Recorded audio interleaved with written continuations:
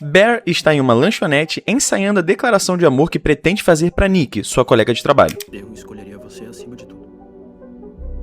A garçonete se derrete ao ouvir, mas Ian interrompe, dizendo que a frase é constrangedora demais. Tudo faz sentido depois, quando descobrimos que Ian tem um caso com Nick e ficou com medo de como ela reagiria àquela frase. Ian também sugere que Bear a chame de Freaky Nick, um apelido que ela odeia, tudo para sabotar qualquer chance que Bear teria com Nick. Quando chega em casa, descobre que a gata morreu após ingerir um frasco de oxicodona. O remédio havia sido receitado para Bárbara, sua falecida avó, e voltará a aparecer no final do filme. No quarto, vemos algumas fotografias dos amigos. Nelas, Nick demonstra um comportamento mais frio com Bear, mas sorri e abraça Ian, já entregando a relação amorosa entre os dois. No Instagram, Bear curte uma publicação de Nick, que também foi curtida por Cooper Tomlinson, o ator que interpreta Ian. O nome completo de Nick é Nick Freeman. Freeman significa homem livre, em inglês, uma referência irônica, já que a personagem passa grande parte do filme sem liberdade. Para descobrir tudo por trás desse sucesso de 2026 e também o que é a entidade sobrenatural do filme, deixa o seu like, assim eu sei que você apoia esse tipo de vídeo e também se inscreve,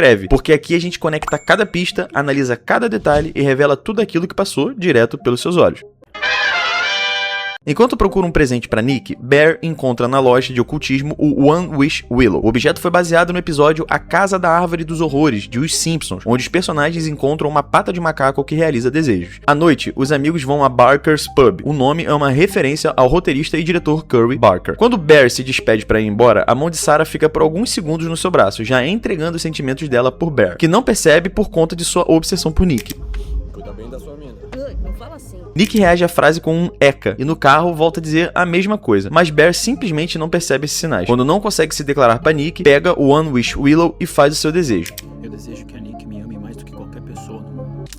Aqui outro sinal sobre a obsessão pela garota. Ele pede para que ela o ame mais que qualquer outra pessoa no mundo. Isso dá uma intensidade maior ao desejo, tornando tudo ainda mais intenso do que um simples afeto amoroso. Nick aparece do lado de fora da varanda. O curioso é que momentos antes ouvimos a porta fechar, mas não a ouvimos se abrir novamente. A garota não apresenta mais nenhum traço de sua antiga personalidade e passa a agir como uma namorada excessivamente carente, possessiva e ciumenta. E nada aqui se trata de uma possessão demoníaca, como diz o próprio diretor Curry Barker. Na verdade, o corpo de Nick foi tomado por uma nova entidade criada pelo desejo, que se concentra exclusivamente em sua obsessão por Bear. A verdadeira Nick está agora presa em uma espécie de banco de trás da própria consciência, só conseguindo tomar o controle do próprio corpo em alguns momentos, como acontece aqui.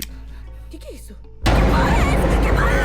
Enquanto Nick dorme, Bear pesquisa sobre o One Wish Willow. Aqui rola uma referência à famosa teoria do efeito Mandela. Um usuário afirma que a mãe foi feia a vida inteira, mas agora está linda e sequer aparenta ser idosa. O usuário se chama Berenstain Bear Facts, uma referência a uma animação canadense sobre uma família de ursos. Na manhã seguinte, Bear entra na cozinha e vemos ao fundo Nick atravessar rapidamente o vão da porta. Descobrimos que ela exumou o corpo da gata para fazer uma espécie de memorial. Isso reforça uma das ideias centrais do filme, de que obsessão não é amor verdadeiro e nem possui empatia. É justamente a obsessão que leva os personagens de Cemitério Maldito a desenterrarem os corpos dos mortos, exatamente como acontece aqui. Mais tarde, descobrimos mais sobre Bear observando o histórico do seu computador. No dia anterior, assistiu a filmes clássicos de romance. Nos últimos 7 dias, como conquistar uma garota, como impressionar uma garota, como flertar, como saber se você caiu na friend zone. Em julho, oxicodona. E em junho, casas de repouso e asilos para idosos. Esse histórico revela a trajetória de Bear. Primeiro, ele procura o lugar para cuidar da avó. Depois, pesquisou sobre os efeitos da oxicodona e a partir daí acabou desenvolvendo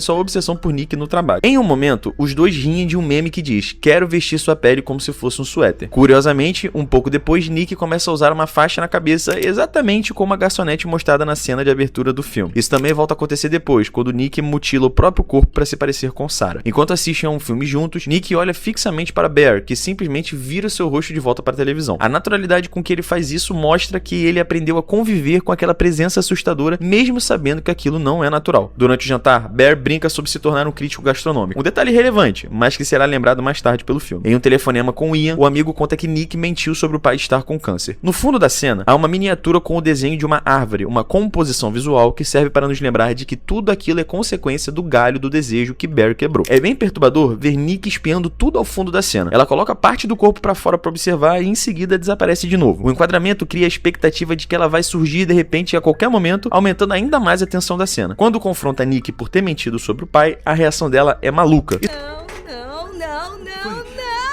faz isso! Isso lembra muito o momento de Georgina em Corra. Oh, não. Não.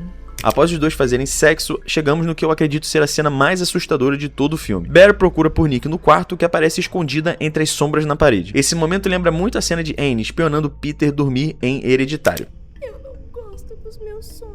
Ela compartilha seus sonhos com o subconsciente da verdadeira Nick, por isso se recusa a dormir. O espelho em frente à cama nos ajuda a entender melhor essa cena.